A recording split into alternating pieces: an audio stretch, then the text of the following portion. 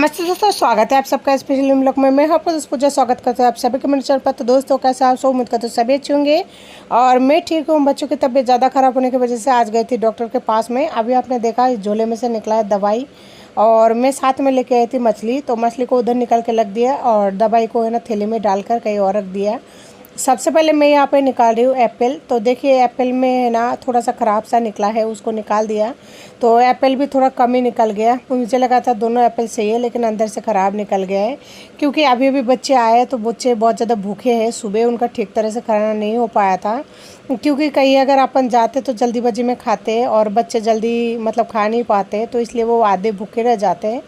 तो आने के बाद में सबसे पहले मैं उनको एप्पल काट के दे रही ताकि वो लोग एप्पल को खाते रहे, तब तक मैं उनके लिए कुछ खाना वगैरह बना लूँ।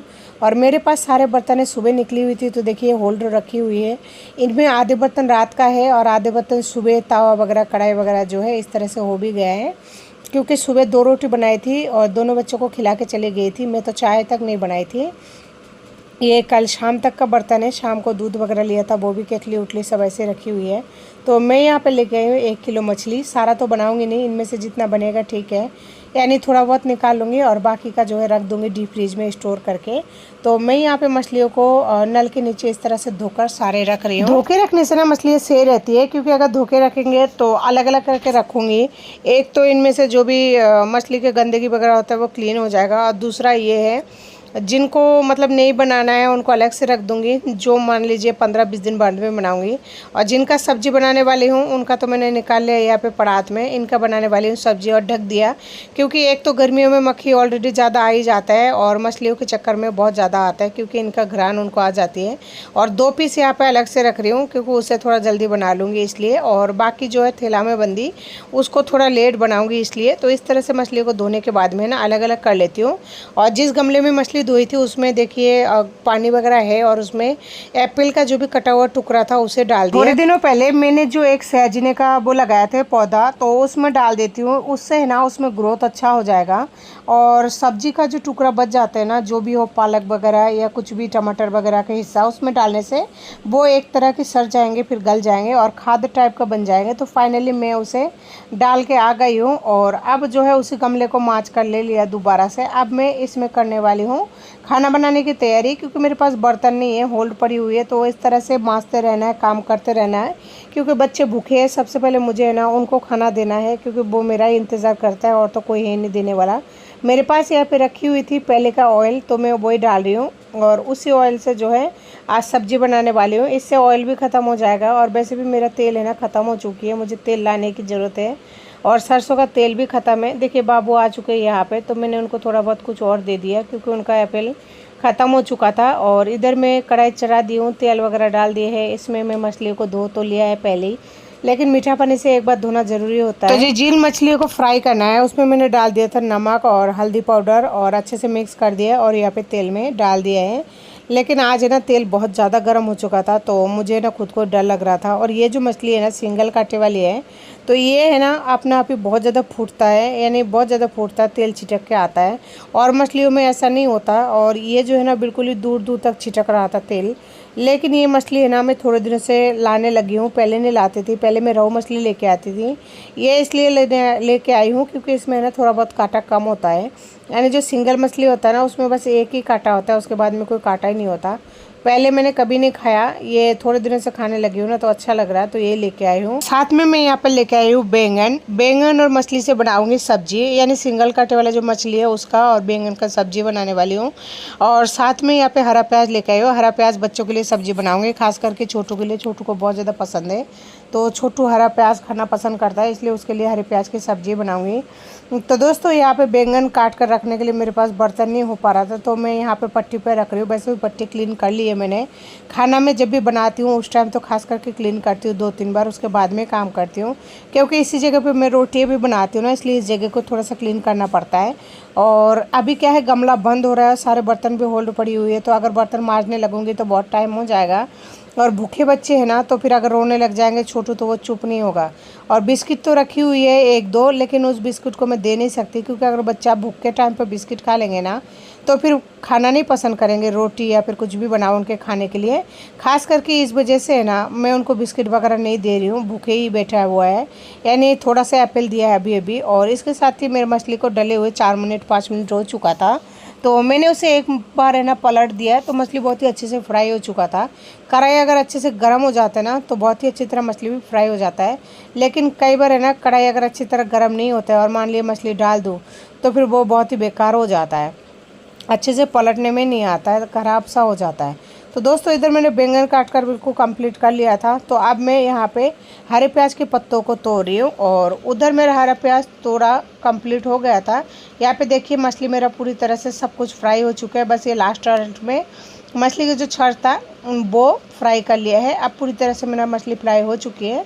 आज के लिए इतना ही। अब मैं इसी तेल में डालूँगी जीरा। इस तेल में सब्ज़ी बनाने से ना बहुत ही अच्छा फ्लेवर आता है, सब्ज़ी टेस्टी भी बनती है। जो लोग मछली खाते हैं उनको पता है कि कितना टेस्टी बनती है। और उसी में मैंने डाल दिया है प्याज। सब्जी के लिए मैंने एक प्याज काट लिया था अलग से, क्योंकि हरे प्याज में तो प्याज का इस्तेमाल नहीं करूँगी, क्योंकि उसका पीछे वाला जो हिस्सा होता है ना उसी में बहुत ज़्यादा प्याज होता है, तो उसमें प्याज डालने की बिल्कुल ज़रूरत नहीं है। तो प्याज को मैंने यहाँ पे फ्राई कर लिया था 3 से 4 मिनट तक मीडियम टू लो गैस पर। उसके बाद में मैंने यहाँ पे एक मीडियम आकार का टमाटर डाल दिया है, इतने मोटे मोटे काट कर। और आज का जो सब्जी है सिर्फ ओनली बैंगन ही होगा, यानी ओनली बैंगन से बनाऊंगी, उसमें आलू वगैरह ऐड नहीं करूँगी। तो इस वजह से है ना टमाटर डालकर मसाला पकाकर उसके बाद में जो है बैंगन को डालूंगी। अगर आलू डालती ना तो फिर टमाटर में पहले नहीं डालती हूँ, पहले आलू और बैंगन पक जाता है उसके बाद में डालती हूँ। तो जी उसमें मैंने डाल दिया है नमक स्वाद अनुसार, और आधी चम्मच हल्दी पाउडर, जो कि हम नॉर्मली सब्जियों में डाला करते हैं, बस वही सब्जी में डाला करूँगी और कुछ भी अलग से ऐड नहीं करूँगी। और थोड़ा सा लाल मिर्ची पाउडर, थोड़ा सा धनिया पाउडर। यहाँ पर मेरा धनिया पाउडर ख़त्म हो चुका है, या तो शाम को लेके आऊँगी या फिर 2-3 दिन बाद में जब मैं जाऊँगी बाज़ार, थोड़ा दूर है, उसके बाद में लेके आऊँगी। यानी कि मेरा मसाला और जो तेल है ना वो पूरी तरह से ख़त्म हो चुका है, और मसाला तो आपके सामने ही ख़त्म है। तो देखिए यहाँ पे मसाला पक जाने के बाद में यहाँ पे मैंने डाल दिया है बैंगन, जो कि मैंने काट कर तो पहले ही रख लिया था, अच्छी तरह से 3-4 बार धो लिया था। फ्लोराइड के पानी में 2 बार धो लिया, उसके बाद में एक मीठा पानी से धो लिया, क्योंकि हमारे यहाँ पे फ्लोराइड वाला पानी आता है। उसके बाद में ढक दिया इसे 5 मिनट के लिए, और 5 मिनट बाद में फाइनली ढक्कन को हटा लिया। देख सकते हैं सब्जी हमारा बहुत ही अच्छी तरह से पक चुका है। 5 मिनट के अंदर है ना सब सब्जियाँ पक जाती है लगभग।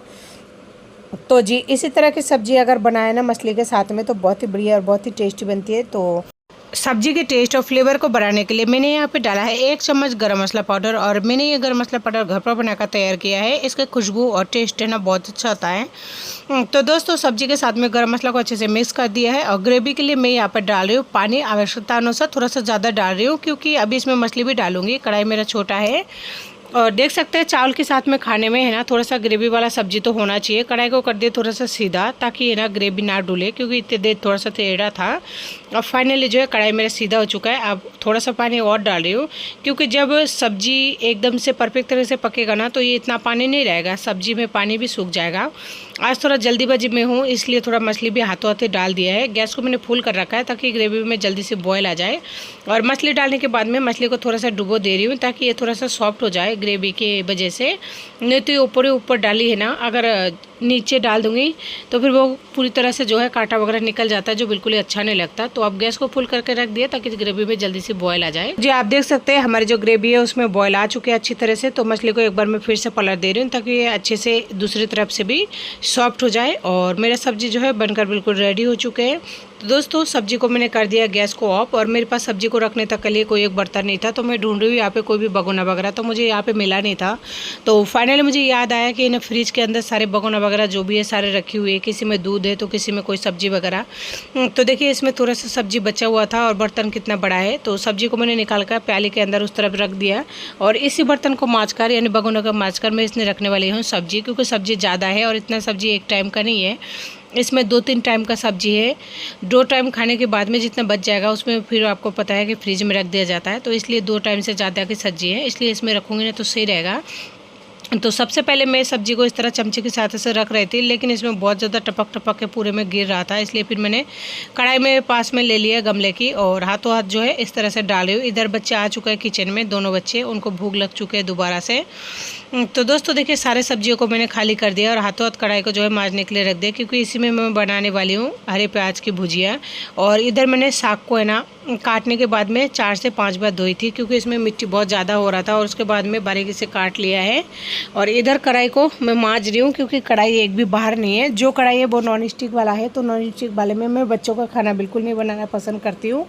बच्चों का खाना या तो ये सिल्वर वाले में बनाती हूँ। सोच रही हूँ थोड़े दिनों से है ना कि मैं बच्चों के लिए एक छोटा सा लोहे का कढ़ाई लेके आऊँ, क्योंकि सोनू का तबीयत ठीक नहीं रहती है, तो इसके लिए तो मुझे करना ही पड़ेगा। और मेरी सास भी ना मेरे पति के लिए बहुत ज़्यादा करते थे। हालांकि वो नालायक निकल गया, वो आज भी नालायक ही है, लेकिन है ना मेरे सासू मेरे आंखों देखी हुई है। जब मेरी शादी हुई थी, मैं उनके घर में गई थी ना, तो मेरे जो सासू है वो नमक तक है ना पीस पीस के मेरे पति के लिए खिलाते थे। जैसे वो बड़े वाले गांव में आप लोगों को पता होगा किस किस के आते हैं कि है ना बहुत बड़े बड़े नमक की बोरा उड़ा ट्रक में लेके आते हैं ना, तो मेरे सासू है ना उनसे ले लेते थे नमक वगैरह। और वाइट कलर का था, बहुत ही मोटे मोटे थे। मैं जब पहली बार गई थी ना, हमारे बंगाल में ऐसा देखने को मिलता ही नहीं है, तो मैंने पूछा था कि ना माँ ये क्या चीज़ है। मैं अपने सासू को माँ ही बोलती थी, नहीं माँ जी बोलती थी। देखो मैं झूठ नहीं बोलूँगी, माँ जी कभी नहीं बोला मैंने, लेकिन मम्मी जी बोल देती थी कभी कभी।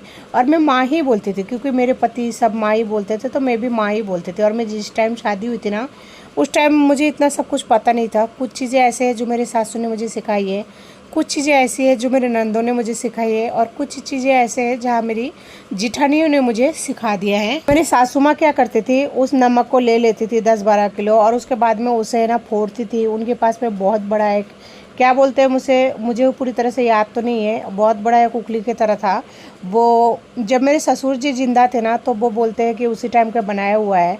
और हकीकत तो खैर उन लोगों को ही पता है, तो उन्होंने यही बोला था जहाँ तक मुझे पता है।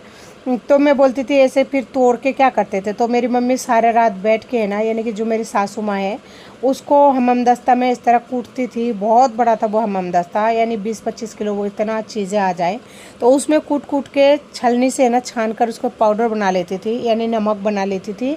फिर उसे किसी डब्बे में भर देती थी, और वो नमक है ना उनके कई साल तक चलते थे। और इस तरह से मेरे सासू है ना अपने बच्चों के लिए करते थे, तो उनको इस तरह से देखने के बाद में मैं भी अपने बच्चों के लिए कर पाती हूँ।